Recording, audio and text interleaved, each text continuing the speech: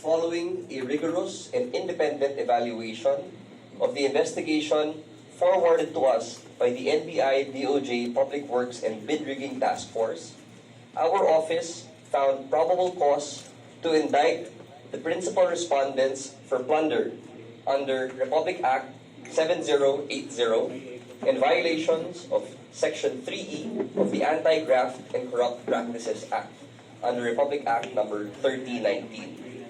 Charged alongside Senator Estrada and former Secretary Bonoan are local engineering officials from the National Capital Region. Assistant District Engineer Denril Cesar S. Cortuna and District Engineers Manny B. Bulusan and Arturo L. Gonzalez Jr. The cases stem from an intricate mechanism involving illegal budgetary insertions and project allocations within the DPWH infrastructure portfolio for fiscal year 2025.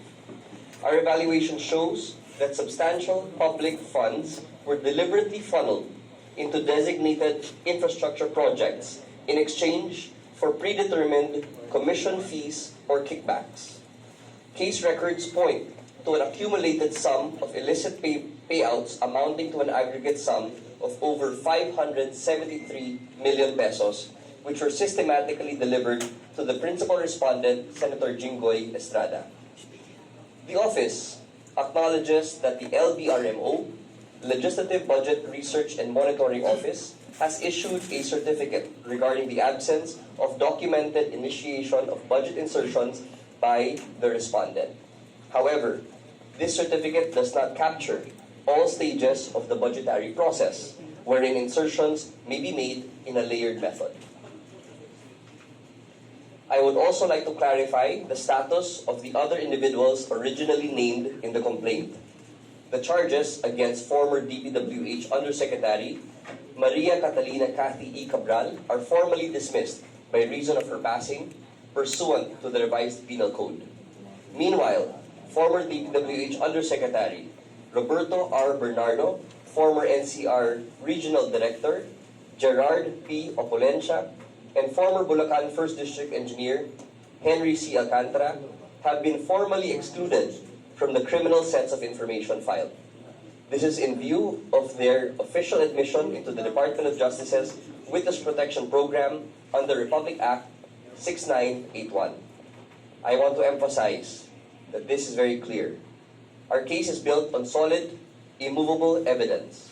These state witnesses have provided comprehensive, cross-corroborated sworn statements that map out the execution of this scheme from its inception down to the logistics of the illicit payouts.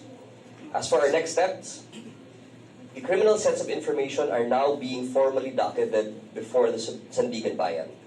Following standard judicial procedure, we anticipate the immediate raffling of the case to determine which specific division of the Anti-Graft Court will handle the trial. Once assigned, the designated division will conduct its own independent judicial evaluation of the records. If the Honorable Court finds probable cause, we anticipate the subsequent issuance of warrants of arrest against the principal respondents. The Office of the Ombudsman has recommended no bail for the respondents in this case.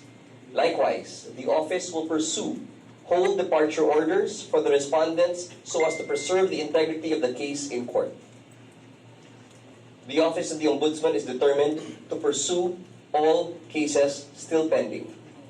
We have one shot to get these cases right. The Filipino people need to see justice. This office is here to make sure we deliver just that. Maraming salamat at magandang hapon po sa lahat.